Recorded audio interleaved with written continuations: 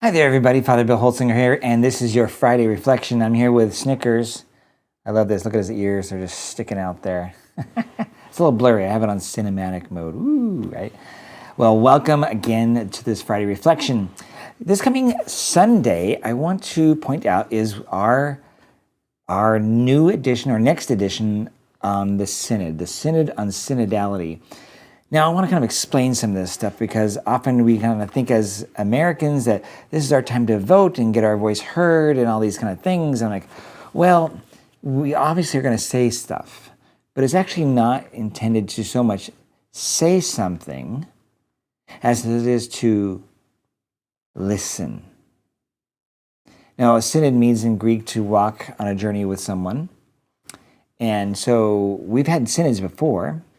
The last couple of notable ones was the Synod on the Family and the Synod on the Pan-Amazon area. And that one especially had lots of controversy around it because lots of people were included in that discussion. Now, synods are usually just the bishops getting together to give a document to the Holy Father.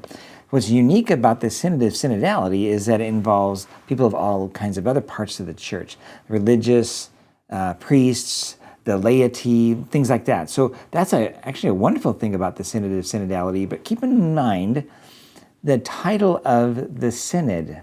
It's not the Synod on an issue, right? It's a Synod on itself.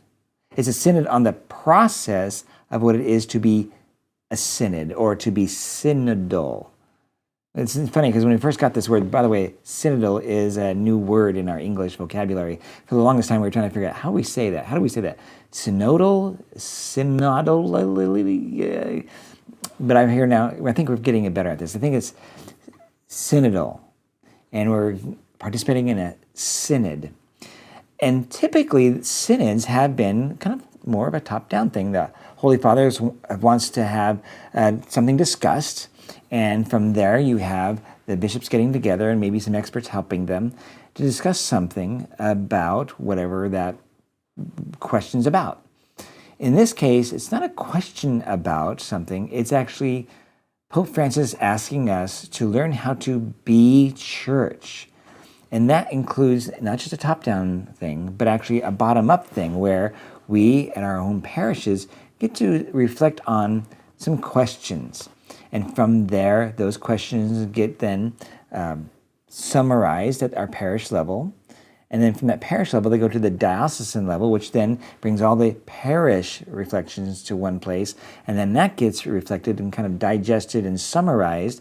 And that goes to the national level, which again takes all the dioceses as well. You're getting the process here. And that gets then once more summarized, and then eventually it reaches itself to Rome, where in the Vatican there's delegates, there's bishops, there's laity, there's religious, there's all these different people that are going to look at those things and then once again summarize them to then give a document which they can vote on, these people that are at the Vatican, that is bishops, the religious, and whoever it was that was delegated to do that, including the laity, to Pope Francis in this case. Now, I want to get back to, because I think we have this understanding, like, we're here to change teachings. Like, no, actually, we're not here to change teaching. We're here to understand what it means to be a synod. And a common word we've come and heard in other kind of aspects kind of applies here. The journey is the thing. The journey is the thing. In other words, the Synod on Synodality is the gathering of people to talk about what it means to be gathered. Now, that can rub us Americans really wrong because we're like, wait a second, but I want to vote, I want to talk about this topic, I want to do change, etc. Well, that doesn't mean there won't be fruit coming out of this synod. The main fruit is, did we learn how to be church in this gathering of our common thoughts? In other words, did we listen to each other? Because in fact, this is what's going to happen on Sunday. So after the 11:15 Mass here at Holy Trinity, we're asking our parishioners to come together. We will have some time of prayer before the Blessed Sacrament. You're going to be given two basic questions, though I would say when you read them, they're very general, and it might be confusing for some because they're so general. We're looking for something specific. They're purposefully general. And so that means we have to grapple with that as people listening. So people are going to respond because they're going to have time to reflect on those questions. And then they're going to be put in groups. And in each group, we're going to listen. If you're in a group, let's say, your job is to share what you thought about these questions. But that's just you in a group of, let's say, 10 people. But that means you're one of 10. That means you're going to listen to 9 other people and say nothing. You're not there to, at that moment, at that part of the process, to make commentary, to question or to argue that. You'll be there to listen. What is it that person said? And of course, these things will get written down. And this goes for everybody in that group. And then we're going to take a break. And then you're going to see, now, how do we look at what we all said and try to summarize it? Now, what might happen? I mean, maybe your big beef is, we need to have warm water in our baptismal fonts. I'm just being silly here, okay? We need to have warm water in our baptismal fonts. I don't like it when it's cold when I put my finger in the font and bless myself. You might be the only one that said that in your group, your reflection group. Everybody's going to listen to that. You have the by being a participant, they have to listen to what your thoughts are and why you think it should be warm water. But if nobody else is talking about that, and there's other things that are much more, let's say, common, the probability of your group saying that warm water baptismal fonts are our issue or things that we want to bring forward in our discussions probably isn't going to happen.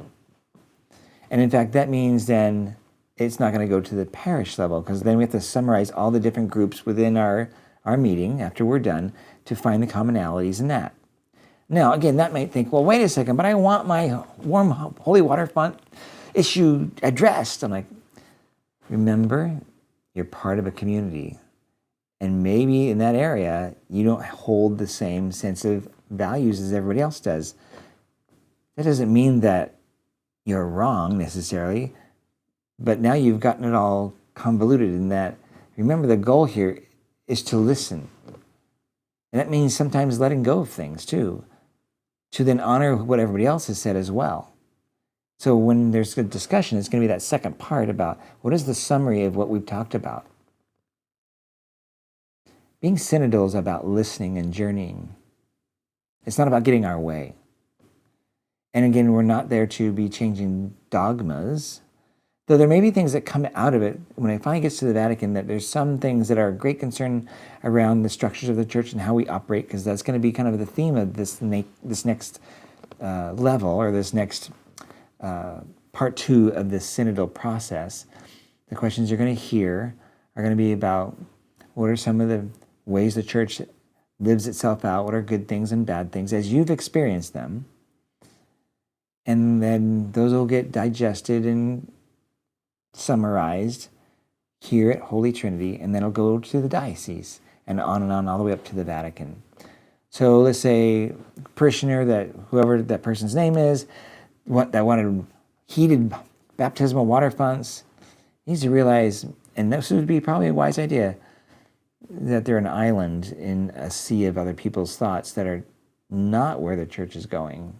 That's not actually what the church is focusing on. And I would say that person might need to rethink how out of sync they might be with the church, because their idea, while they think it's important, is not clearly important to the body of the church. So from the synodal process, we can learn where we kind of stand and what is common or not common. The hope would be, of course, that we would have much more affinity in our thoughts and issues or responses to these questions. And if we find ourselves not in coherence with that, I would say that's a good thing for that individual, whoever that he or she might be, to rethink about how they prioritize what's important. So there's going to be some great learning here for the individual. Now, as a parish, as a Holy Trinity parish, we will take these, because we have our local summaries from the previous, and we will get some summaries out of this new version. I think that'll be good for us to then locally, and for me as a pastor, to look at what those things are and to see if those are things that we might want to look at to actually change. So change could happen. But I would ask, if you're going to be part of the synodal process, not to fixate on changing the church, but fixate on being willing to be changed. That is, to be a better listener. See, in our culture, we're into, let's say, politicking. Think of the people that spend lots of money to find individuals to go to, like, Washington to convince our legislators to vote this way or that way. That's not what we're doing. We are going from the bottom up, listening to each other. And I would think just by getting together, it is a win. The Second Vatican Council had a synod that followed it in 1985, a synod of bishops. And it was a synod on what was Vatican Council, Second Vatican Council II about? What was the Second Vatican Council about? Their answer, after their reflection, was basically this: that we are to be in communion. That the Second Vatican Council, if there was a driving theme, this synod recognized that it was the desire to be in communion with each other. Communio is the word that came out of that synod. That is the basic overall arching theme that came out of the Second Vatican Council.